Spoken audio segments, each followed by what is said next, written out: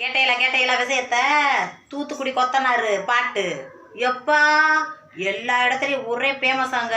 என்னங்க இப்படி மனுஷ பயிலுக்கு அப்புறம் புத்தி போய்கிட்டு இருக்கு. ஐம்பட்டு விஷயத்த விவரமாக சொல்லிக்கிட்டு விளக்கமா இப்படி வாழ்வுல இப்படி வாழ்வுலன்னு நல்லது எடுத்து சொல்லணும்னா ஒருத்தரும் பார்க்குறானுவல்ல. பூச்சூண்டு அசிங்கமாக வார்த்தைகளை எடுத்து விட்டாங்கன்னா அப்படி ஒரு பார்த்து அதை பிரபலம் வைக்க விட்றாங்கப்பா. என்னத்தவங்கெல்லாம் சொல்கிறது. அதில் வேற தூத்துக்குடி கொத்தனாருக்கு வந்த சோதனையா இது. கொத்தனாருக்கு ஊரம் பாவம் அப்பு. ஒன்றும் கவலைப்படாதீங்க அப்பு. நீங்கள் பாவம் கட்டட வேலை தான் பார்த்துக்கிட்டு இருக்கீங்க. ஏதோ ஒரு எடுபட்ட சிறுவண்டு பயவில் இப்படி பேசி விட்டுருக்கு. அந்த பொண்ணுக்கு பெரிய அவார்டு கொடுக்கணும் அப்பு. என்ன அவார்டு கொடுக்கலாம்? பூச்சு அவார்டு கொடுத்துருவோமா?